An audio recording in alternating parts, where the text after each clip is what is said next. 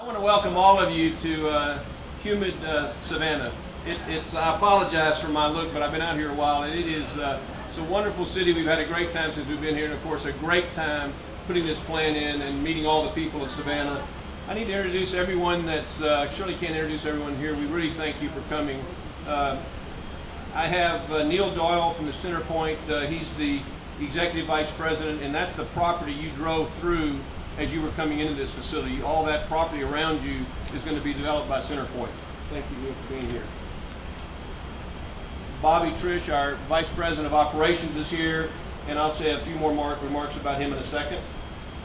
We have Governor Perdue. Thank you very much for being here. My wife and our owner, Sharon Shirley, daughter of Alton Newell and Winnie Newell. Thank you, darling. Mayor Andy Quinney from the city of Garden City, thank you very much for being here. Appreciate all the support you've given us during this project. And Steve Green, the chairman of the Georgia Ports, thank you very much. We hope to take a lot of use of your ports. Thank you very much. My stepson, Bobby Trish, is our VP of Operations, is in charge of our 3 shredders and anything to do with ferrous scrap. He joined us several years ago and has brought the knowledge of how to put these things together. And it's his grandfather, I think when he was 18 years old, I think he and his grandfather started building shredders together. I think he went to Alaska and built his first shredder at 18, right before college, or right during the first part of his college career. So he's been doing this a long time, and this is, of course, a little bit better than the first plant he put together, I have to say. And we're very proud to have him on our team, part of our family, obviously, and he's been a great VP of Operations. He has a great team. Bobby, come on up. Thanks.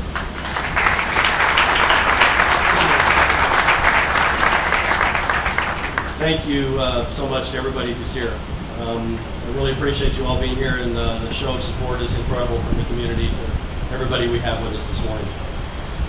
As we celebrate the grand opening of Newell Recycling of Savannah, and especially to honor our honored guest, Governor Perdue, this morning, we want to do so for his incredible, outstanding leadership and service to our great state over these last 7 years as governor, and obviously many years before that. We just really appreciate him.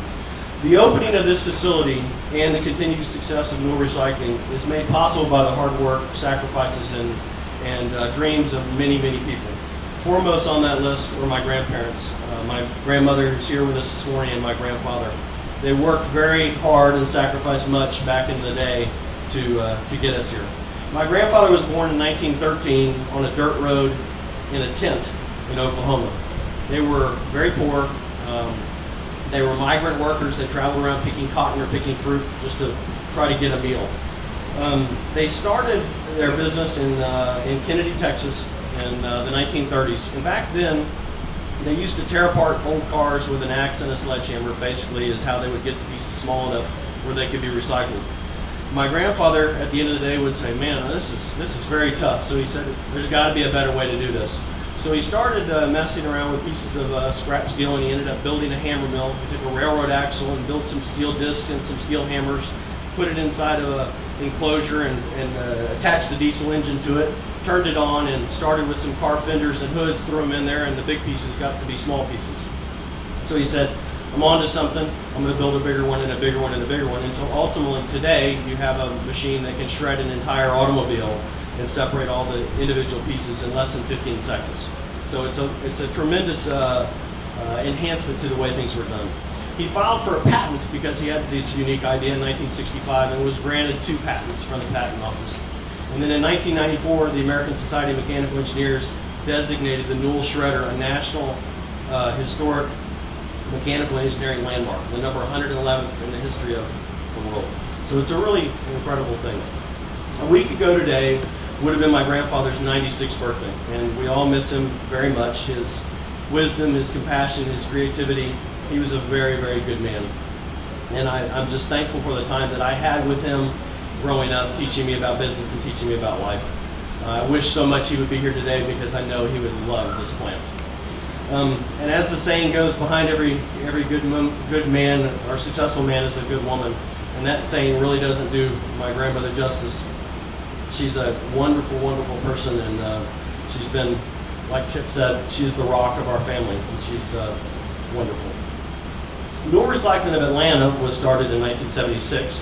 My mother, Sharon Newell Shirley, has owned the business since 1995. And since that time, she and Chip, along with a bunch of great people, have transformed the company into truly a dynamic, best-in-class company while maintaining those strong ethics of my grandparents. They've faithfully carried on the long-standing tradition of "we will treat you right," which is an old Newell tradition. Today, the business includes 10 facilities in Georgia and employing about 350 people. This facility here represents one of the most state-of-the-art environmentally compliant facilities in the entire world. When we first decided to build it here, we set out to do it right and wanted to get involved in the community. And I have to thank Marjorie Young, Dave Simons, and Barbara Lynn Howell for helping to make some of those first introductions and lead us in the right direction. And I just can't tell you how positive that whole experience has been. The capital investment we've made here is approximately $25 million. And so far it's created, like I said, 50 jobs. I think that will potentially double over these next few years, but that's what we started with. To do this facility, we were provided financing through our banking partners, Wachovia, BB&T, Fifth Third, and Carolina First, and we'd like to thank them for making the financing possible to make this facility a reality. This capital investment was made without asking for any tax abatements. We don't believe in that. We believe in strongly supporting our local communities and their education and public safety needs. So that's also something else that's important to us. We broke ground in this facility in June of 2008. The construction manager for this project was James Sargent, and he really took the bull by the horns, and with the strong help and support of Doug Cox, our operations manager, and Simon Abraham, our project engineer, and a talented group of men here in Savannah, they built a great plant in record time. We got this thing running on December the 23rd for the first time, and it was a really great day.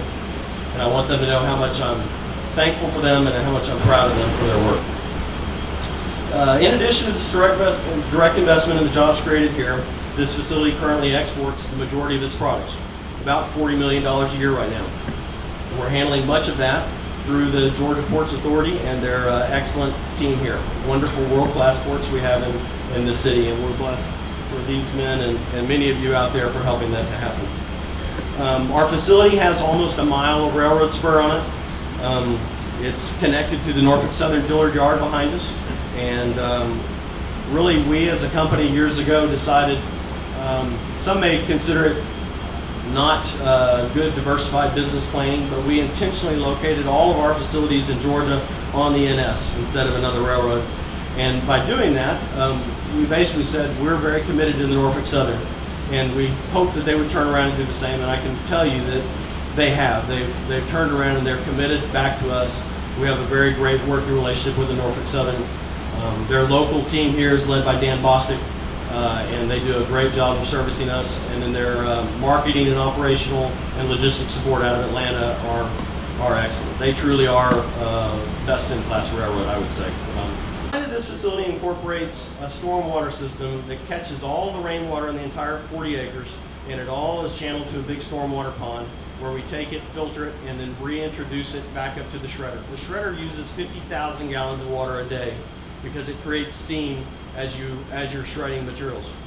And we're doing that with stormwater rather than precious drinking water. So it's a big environmental enhancement that we do that generally nobody else does.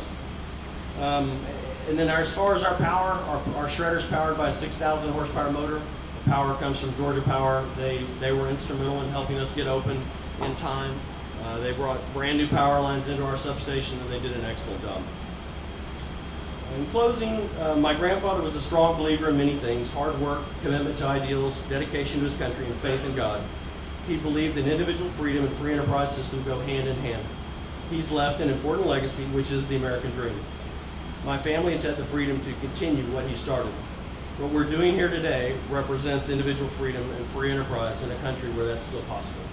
We must all fight hard to keep these ideals as they're critical to our country's success. Thank you for your time.